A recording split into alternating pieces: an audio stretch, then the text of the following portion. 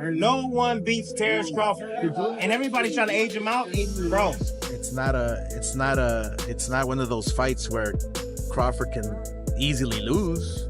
I mean, Crawford's very skillful, man. He's the top dog right now. I mean, he's very skillful. The possible mega fight between pound-for-pound stars Canelo Alvarez and Terence Crawford is a match that will generate a lot of attention from fans as the fight plays out in December, as His Excellency Turki Alalshikh hopes. Turki said, "I'm working to bring Canelo, but it will be a big fight for Crawford. I'll talk within the names." Crawford scored a 9th-round TKO win over Errol Spence Jr. in July to become the undisputed welterweight champion. He's set to move up to 154 pounds for a title fight against Israel Madaf on August 3rd, putting him closer in weight to Alvarez for a potential showdown. Crawford said of a possible meeting with Canelo, "You got two of the top fighters of this decade, not just in the past year or so. You got the fighters that have been at the top for 10 years. You got the no one pound-for-pound fighter in the world. And you got the no one money man. I never like to overlook anybody. I got a fight coming up on August 3rd, and that's where my main focus is." With the unanimous decision victory over Jamie Monja this past Saturday night, Canelo successfully defended his undisputed super middleweight titles, reaffirming his status as the best 168-pound fighter in the world. Crawford made his decision immediately following the bout. When he was present, he said, "I thought it was a good fight. I thought Monja fought hard. I just think his inexperience caught up to him and made him fall in and square up.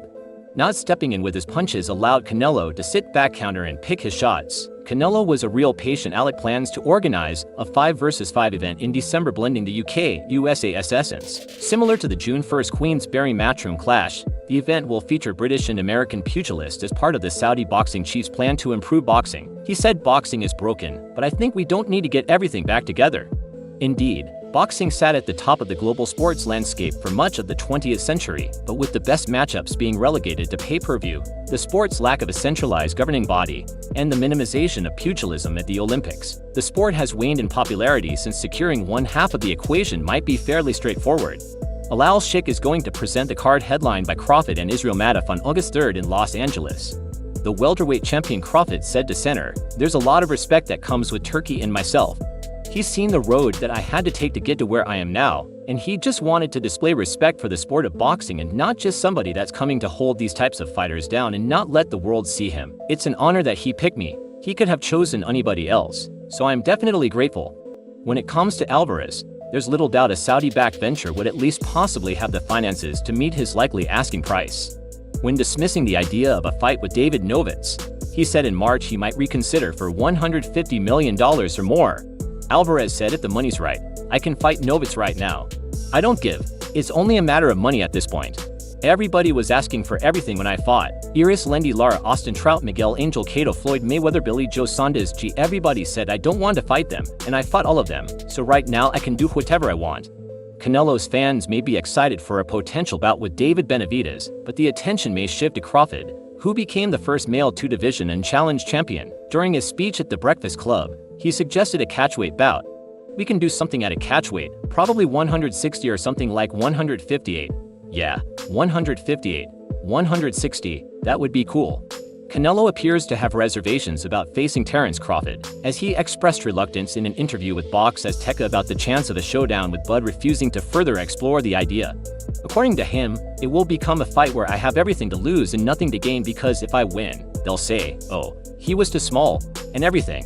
With the direct involvement of His Excellency Turki Alalshikh, the chances of the historic Alvarez-Crawford showdown materializing are now more promising than ever. Andre Rozier is against Crawford, challenging Canelo for the super middleweight crown of the IBF, WBA, WBC, and W by moving up to 168 pounds. Rozier said, "I don't like it. Canelo hasn't been scared by anybody, and he's been in with some big punchers. I don't like that fight for Crawford." Rozier stated that he liked Terence at 154 and perhaps touching the ground at 160, but at 168 he didn't like it. He stated that Terence would box well because he was a skilled athlete and boxer, but he didn't want to see him going into such a situation. Rozier expressed, "I like Terence at 154 and maybe hitting the ground at 160, but at 168, I don't like it. He's going to box well because he's a fantastic athlete and a fantastic boxer, but I don't want to see him going into deep like that." Crawford seems highly aware of the gamble, yet his drive to secure maximum earnings before his imminent retirement overrides caution. Face-off against Canelo offers Crawford his most lucrative payday to date, with the possibility for a lucrative rematch if he emerges victorious nonetheless. Should Canelo easily outclass Crawford, it might mark the end of his career. Rosier said if it's about money, it's a different story, but his memory is being lamented in a fantastic way, and I'd hate to see it tarnished by trying to do too much. Rosier added that he thought Terence was already at that level, mentioning that he was headed to the Hall of Fame and had impressive accolades with mountain-high stats. However, he expressed his worrying about Terence getting into a situation where he could be defeated. He added, "I think Terence is already there. He's going to the Hall of Fame, his awards have mountain-high stats to them. I don't want to see him get into a position where he could get beat. He has to build up to it. I just can't see it." Crawford is focusing on the greenbacks, aiming for the substantial purse he secured from his bout with Errol Spence. With Canelo as the sole source despite athleticism, Crawford would prefer to remain at 147 and face Jaron Boots.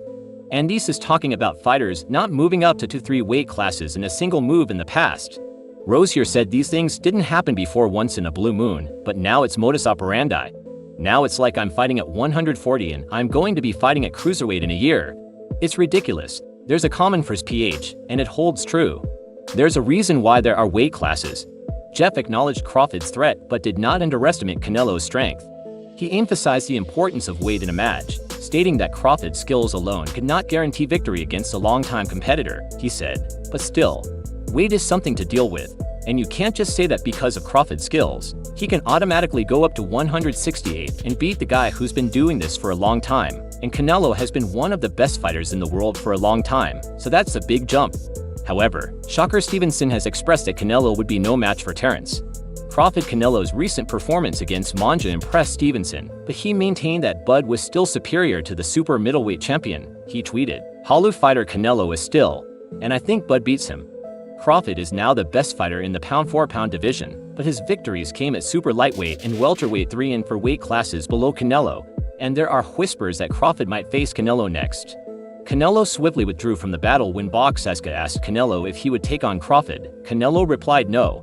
The interviewer reminded Canelo of the lucrative potential of accepting the fight, yet the boxing luminary deemed Crawford unworthy of the endeavor. He said yes, but they're going to criticize me, and that's it. They love it. And everybody's trying to age him out. Bro, the dude 2 weeks ago did 15 4-minute rounds. 12 was Shakur, 3 was Shakur's cousin. 4-minute rounds, 30 seconds rest. Think about that. They criticized me because I fought Gerald Charlo, who gained weight and is bigger than me because I'm a small fighter for these weights and because he gained weight, but they didn't criticize him when I went up in weight. Although Crawford hasn't said anything about a potential Canelo matchup, he did respond to his most recent appearance. It's third. So he'll do good at 54. He gonna crush this dude at 52. Remember dog, like, what's his name, Madrigal? Israel Madrimov. He trains with Joel again. He gonna crush him. Bradley doesn't just see Crawford winning against Madoff. He predicts a dominant performance. Bradley predicts that Bud is going to crush Madoff in their upcoming bout of strong words, but Bradley doesn't stop there. He claims credit for recognizing Crawford's talent early on, saying that he was the one who put him on note. He added that he was the first one to recognize.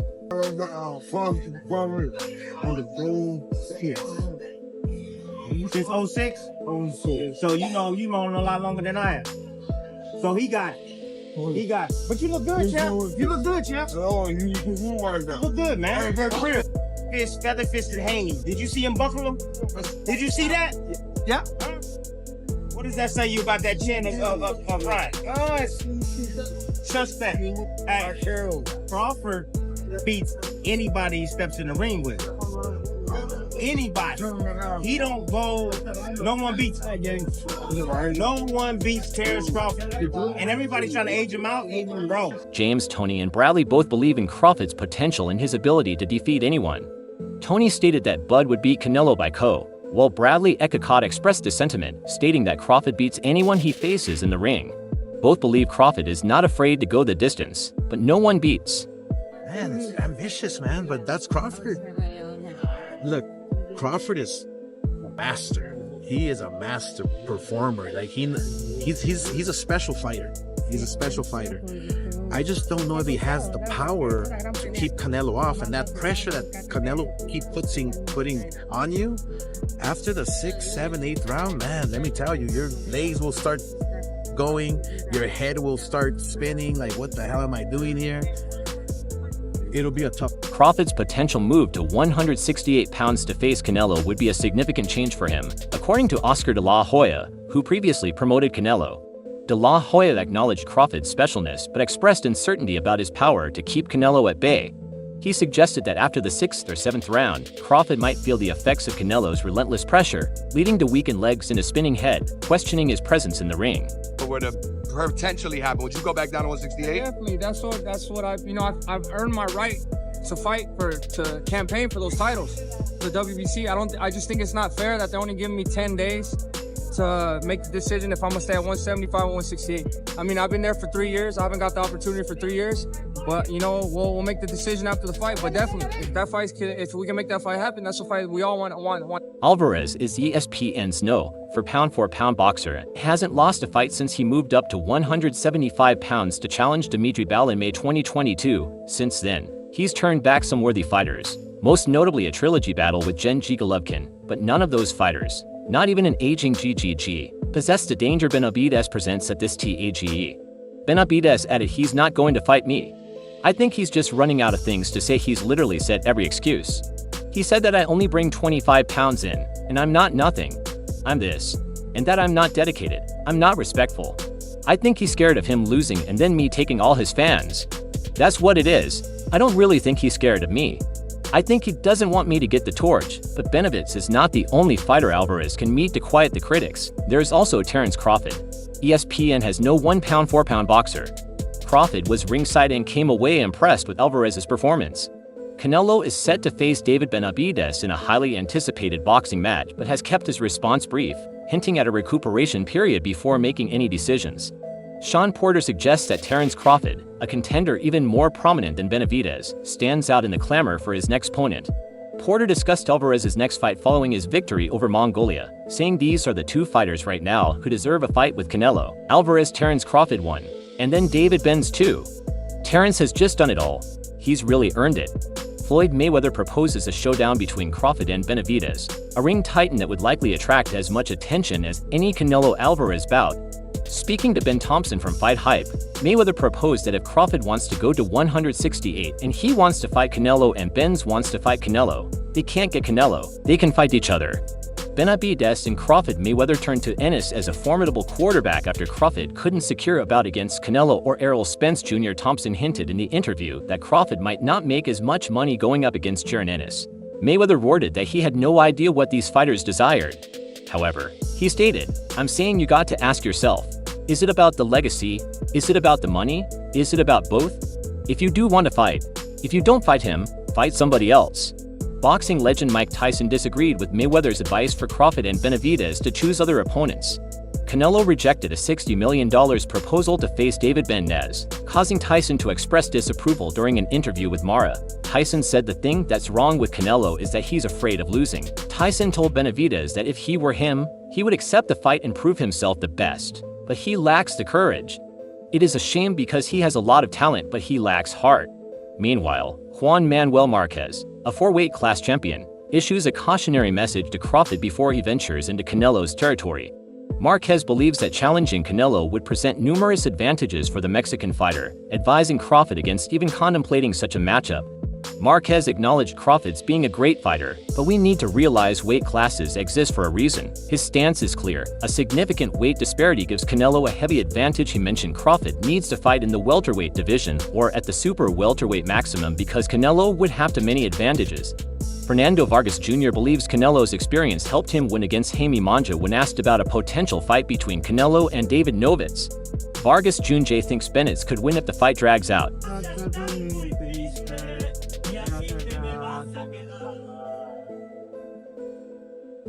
Con dinero, sin dinero, yo hago siempre lo que quiero. Mi palabra es la ley. No tengo trono ni reina, ni nadie me comprenda, pero sigo siendo el rey. ¡Puñeta!